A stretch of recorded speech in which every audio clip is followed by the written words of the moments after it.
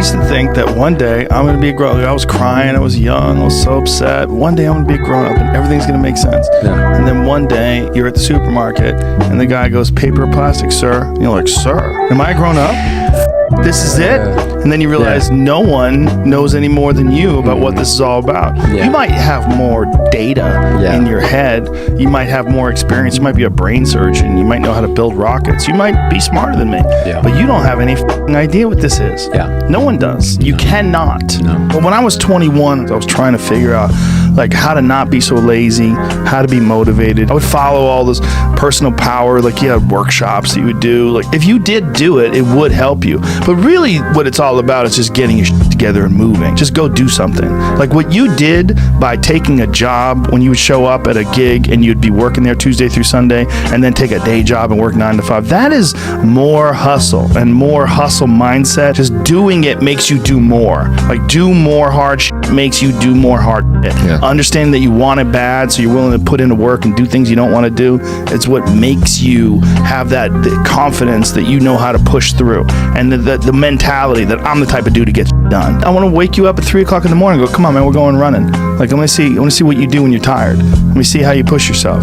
Come on, man, get up again tomorrow. Get up again tomorrow. Get up again tomorrow.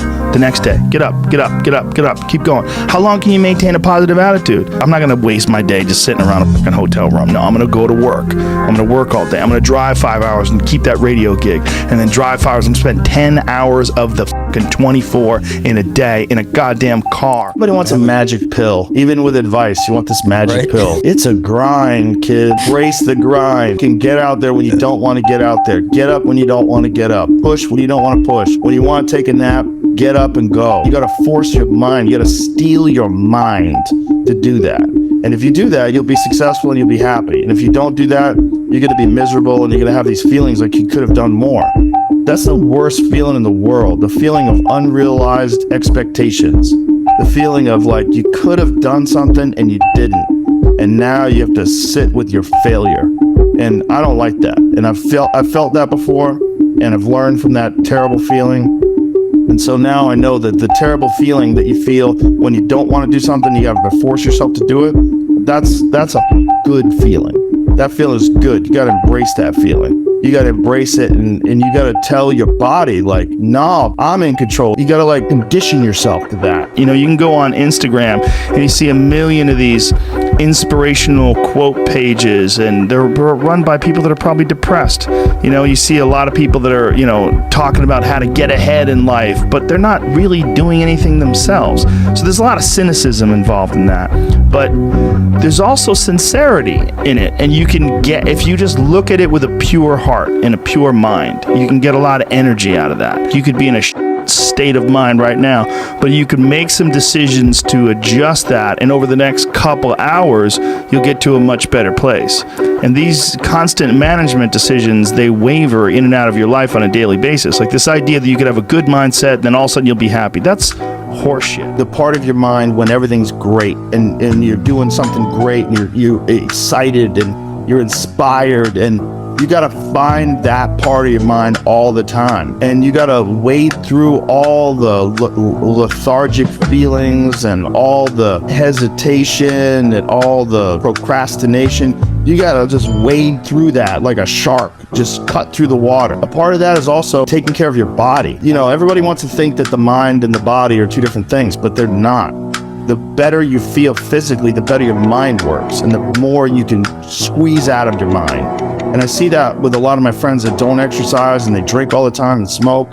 They get older and then they don't have energy anymore. Eliminating interactions with people that are negative, that is gigantic. And because I've realized that I'm not really as independent as I used to like to think I was. I used to like to think that my thought process was independent and that I don't give a fuck what anybody thinks. That's nonsense. People say that because they absolutely care what people think and it bothers them. So they say, I don't give a fuck. But that I don't give a fuck stuff is almost entirely nonsense. You do care. And you care in both ways. You care if people are critical of you, care if people are positive of you, but you also care if people are living positive lives and they're motivating you. That's a big one. People are fuel. When you meet these exceptional people that move you, like, what are the characters?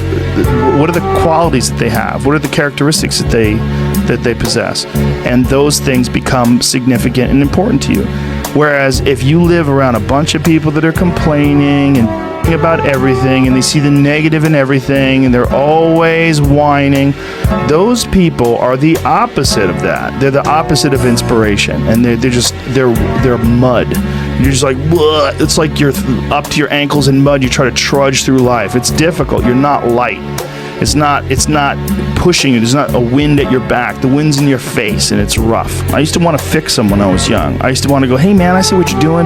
Like, dude, don't do that anymore. Listen, just try, just do this and stop doing that and start doing this. And if you just work towards this, you could be successful. And then a week later, the guy's doing the same shit. You're like, okay, right. I'm wasting a significant amount of my energy on someone who doesn't want to waste any of their energy on themselves. When you're around happy, inspirational people that are successful, it makes you feel better and you get inspired.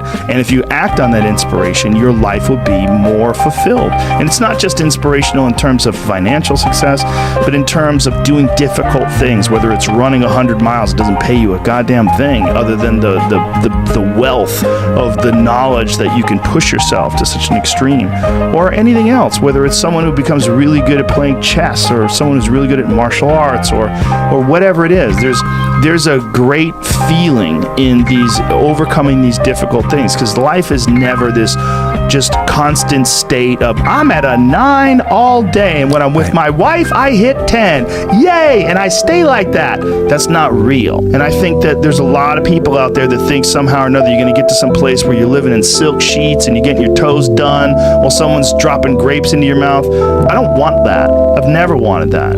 That guy's not going to be happy. He's going to be bored. An hour into the grapes, you can get those fucking grapes away from me. Stop painting my toes. What am I doing in this bed?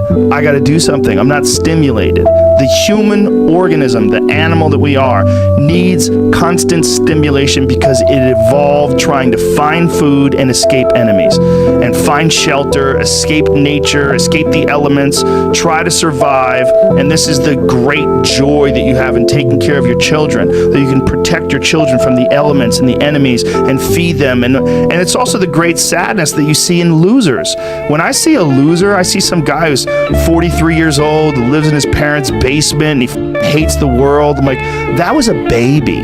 Man, this is a baby that somebody just gave nutrients to, whether it's nutrients in the forms of food or in the form of thoughts and ideas and examples. And this kid developed these horrible, self-defeating patterns of behavior that have led them to this point where they're this middle-aged person with no future and no idea of how to get out of this rut, and probably never will escape it, and might just wind up sucking on a gun.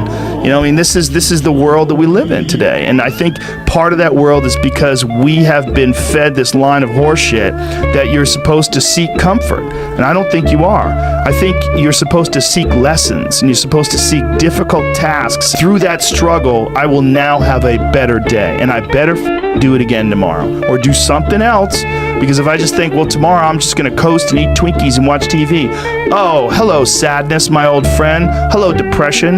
Because when you're not doing anything, you feel like shit. And that's just a part of being a human being. And we can pretend that we're something other than what we really are. And we can pretend, nah, me, man, I'm just cool, just chilling, doing nothing. Bullshit. You're a human. You're a human being. You evolved from the hundreds of thousands of years of hunters and gatherers and people that were struggling. Those human reward systems are carved deeply into your DNA. And if you don't respect that, if you don't respect the mechanism of happiness and fulfillment and what you really need to do in order to feel satisfied in life, camaraderie, love, family, friendship, struggle, testing yourself, learning, all those things are imperative. They're all a giant part of being a person.